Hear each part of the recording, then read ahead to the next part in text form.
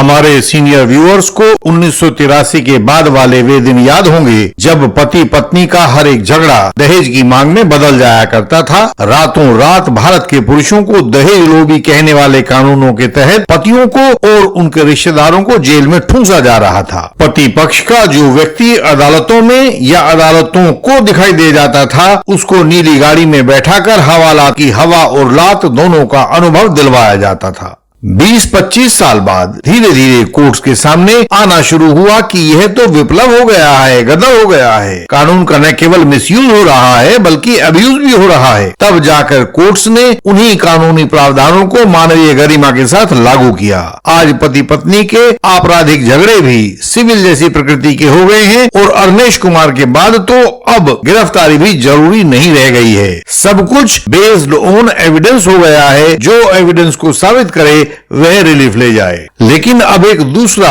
कानूनी कब्रिस्तान पुरुषों को डरा रहा है। पुरुषों की पूरी नस्ल को जेलों में भेजा जा रहा है। बस कहीं सब्र की गुंजाइश है तो इतनी है कि इस बार केवल 10 साल के अंदर ही अदालतों की आंखें खुलनी शुरू हो गई हैं। जिन आंखों को दहेज कानून के समय खुलने में 20-25 साल लगे थे, वे इस बार केवल 10 सालों में खुलने लगी हैं। लेकिन इन 10 सालों ने बहुत सारे परिवारों को तबाह कर दिया है। युवकों के जीवन नष्ट किए जा चुके हैं और आज भी कुछ कोर्ट्स के ऐसे अजीब फैसले आ जाते हैं जिनमें सुप्रीम कोर्ट के निर्णयों को भी अनदेखा किया जा रहा है और उनका उल्लंघन किया जा रहा है। आज की वीडियो में हम रेप की शिकायतों को लेकर ऐसे अदालती फैसलों का जिक्र करने वाले हैं जो सुप्रीम कोर्ट और विभिन्न हाई कोर्ट्स के बीच चल रही एक कानूनी अनुशासनहीनता को दिखा रहे हैं। हमें लगता है कि आपको भी इनकी जानकारी होनी चाहिए। जो ये मुद्दे हैं पता नहीं कब आपके काम आ जाएं। इस चैनल पर आप ऐसी ही वीडियोस देख सकते हैं जिनमें कानून पर बिल्कुल नए नजरिए से विचार किया जाता है। फॉल्स एलिगेशंस और फॉल्स केसेस, इनके ऊपर हम आपको वास्तविक कोर्ट केसेस में होने वाली वास्तविक कार्रवाई के बारे में बताते हैं। सच्चे कोर्ट केसेस में झूठे गवाहों को कैसे काबू करें यह बताते हैं। कानून की दूसरी प्रक्रियाएं बताते हैं। जो लोग खुद अपने कोर्ट केसेस को स्वयं समझना चाहते हैं उनके लिए यह चैनल बहुत उपयोगी है। जो यंग एडवोकेट कलीग्स कानून को सीखना शुरू कर रहे हैं उनके लिए भी यह चैनल बहुत प्रेरणादायक और जानकारियां देने वाला है। इस वीडियो को लाइक करें, शेयर करें तथा इस चैनल को सब्सक्राइब करें। बेल आइकन को प्रेस करें ताकि नई वीडियोस आपसे मिस ना हो जाएं। 2003 के समय से ही सुप्रीम कोर्ट ने यह पहचानना शुरू कर दिया था कि यदि दो सहमत बालिग व्यक्तियों ने कंसेंसुअल फिजिकल रिलेशंस बनाए हैं और बाद में उनकी आपस में शादी वगैरह नहीं हो पाई है तो भी ऐसे संबंध रेप की परिभाषा में नहीं आएंगे, क्योंकि रेप का अर्थ ऐसे फिजिकल रिलेशंस होता है जो विदाउट हर कंसेंट हो और अगेंस्ट हर विल हो। जिन शारीरिक संबंधों में सहमति और इच्छा दोनों नहीं होंगे वह रेप होगा और यदि सहमति और इच्छा दोनों होंगे तो वह रेप नहीं होगा। हम हमारे व्यूअर्स के सामने अनेक बार ऐसे केसेस की अनेक सूचियां ला चुके हैं जिनमें failed promise of marriage is not rape वाली बात को सुप्रीम कोर्ट द्वारा बार बार कहा गया है। ऐसे कुछ केसेस हम आपके सामने आज भी रख रहे हैं जिनमें 2003 से लेकर जुलाई 2022 तक के केसेस हैं। आप इनको नोट बनाकर रख लीजिए। जरूरत के वक्त किसी भी एक केस को पढ़ेंगे तो सब कुछ क्लियर हो जाएगा।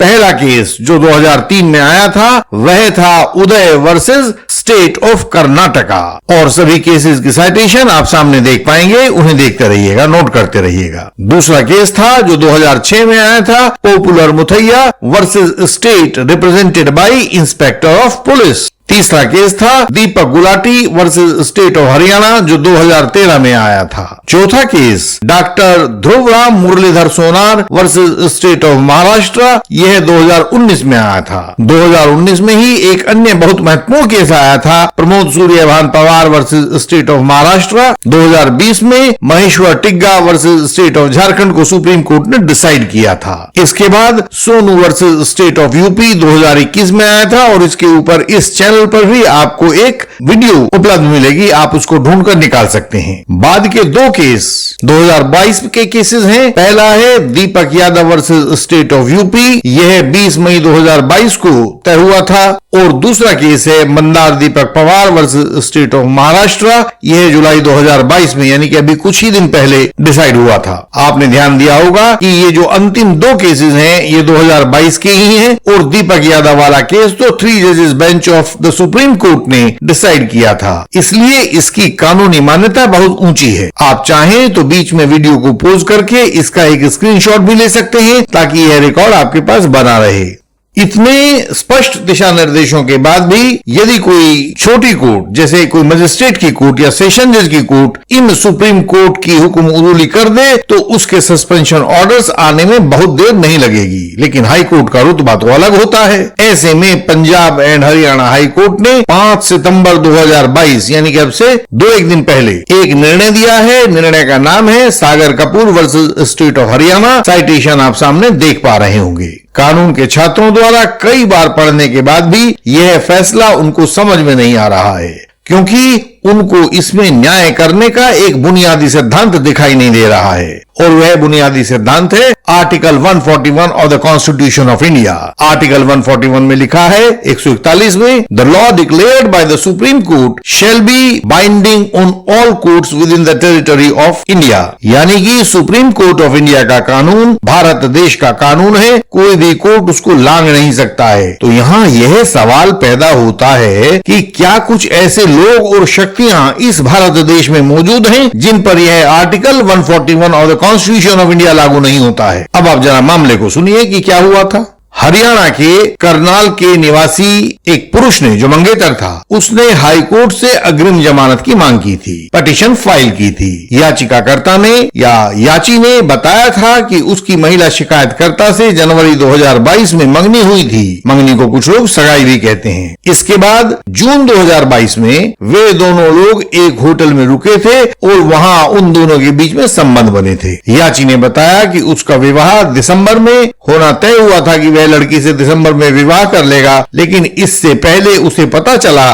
कि उसकी होने वाली पत्नी के कई पुरुष दोस्तों के साथ प्रेम संबंध रहे हैं। इस बात को लेकर याची ने विवाह के लिए मना कर दिया था। याची के मना करने के बाद लड़की ने 23 जुलाई को दुष्कर्म का केस उस याची के खिलाफ करवा दिया था। याची ने कहा कि दोनों की सहमति से ये संबंध बने थे, जो जून में होटल में संबंध बने थे वे दोनों की सहमति से बने थे, तो ऐसे में इसे दुष्कर्म नहीं कहा जा सकता है। अभी हमने पीछे देखा था कि उसमें कंसेंट और विल दोनों होनी चाहिए। यदि कंसेंट और विल दोनों है तो ये संबंध दुष्कर्म या रेप नहीं कहलाएंगे। यही याची ने भी कहा। पीड़ित पक्ष की ओर से जमानत का विरोध करते हुए कहा गया कि याची ने कई बार पीड़िता से संबंध बनाने का दबाव बनाया था, लेकिन पीड़िता ने उसको मना कर दिया था। मंगेतर जून माह में आराम के बहाने लड़की को होटल लेकर गया था और मना करने के बावजूद संबंध बनाए थे और इसका वीडियो भी बना लिया था। इस पर पंजाब और हरियाणा हाई कोर्ट ने कहा कि सगाई शारीरिक संबंध बनाने का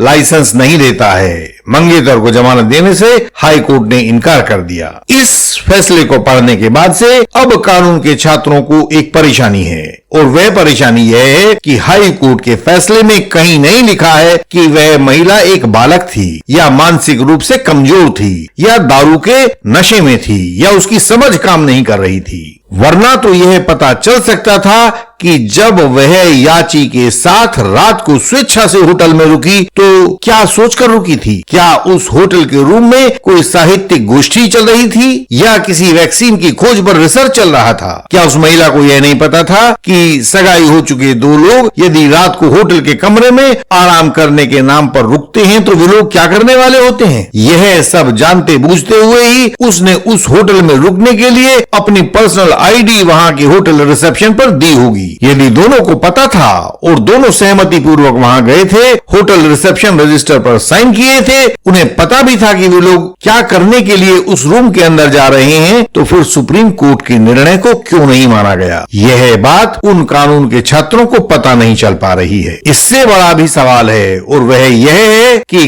कब तक आम जनता को कानूनी गिनी पिग बनाया जाता रहेगा। जिसका जो मर्जी होगा वह उसके ऊपर कानूनी प्रयोग कर बैठेगा। यदि किसी विषय पर सुप्रीम कोर्ट ने कानून को अंतिम रूप दे दिया है तो उस विषय पर नई कानूनी व्याख्याओं को गढ़ने का किसको अधिकार है और वो क्यों गढ़ी जा रही हैं और क्यों एक आम आदमी को दर दर भटकने के लिए मजबूर किया जा रहा है? यदि सारे न्याय सुप्रीम कोर्ट को ही करने हैं तो फिर दूसरी अदालतें अलग अलग स्थानों पर क्यों बैठाई गई हैं? आपकी तरह बहुत से व्यूअर्स कानून को लेकर भ्रम के शिकार हैं। उन्हें नहीं पता कि सही रास्ता क्या है। उनके वकील उनसे बात छुपाते हैं, कोर्ट में उनकी बात सुनी नहीं जाती है। ऐसे में आप अपनी मुश्किल को हमसे पूछकर हल कर सकते हैं। हम अपने मेंबर्स के लिए कानून का पथ प्रदर्शन करते हैं, उनके लिए कंसल्टेशन देते हैं, रिटर्न कंसल्टेशन देते हैं, इंटेंसिव कंसल्टेशन देते हैं। Bail, print, cross examination, reply, pleading, arguments आदि में हम अपने क्लाइंट्स की सहायता करते हैं। यदि आप नए एडवोकेट हैं तो भी हम आपका पूरा सहयोग करते हैं और आपको कोई मुश्किल नहीं आने देते हैं। सारे भारत देश से केसेस, सवाल, सहयोग की पुकार हम तक आती है और हम उसे पूरा करने में जुटे रहते हैं। हम आपकी सहायता भी करेंगे। आप हमें अपनी मुश्किल तो बताइए, हम इसके लिए प्रणबद्ध हैं। आप हमें अपनी कानूनी जरूरतें बताएं। हमारी वेबसाइट है indianlegalsystem.org। इस पर सभी महत्वपूर्ण जानकारियां आपकी सरल भाषा में दी गई हैं। उन्हें पढ़ें और सीखें। आपका ज्ञान आपका हथियार है। इस चैनल की हर एक वीडियो में फॉल्स एलिगेशन से बचाव की युक्ति दी गई है, उसे देखें, वह आपकी सहायता करेगी। इस चैनल को लाइक करें, शेयर करें और सब्सक्राइब करें। बेल आइकन को प्रेस करें ताकि कोई नई वीडियो आपसे छूट न जाए। हम आपसे अगले वीडियो में फिर मिलेंगे। तब तक के लिए प्रणाम।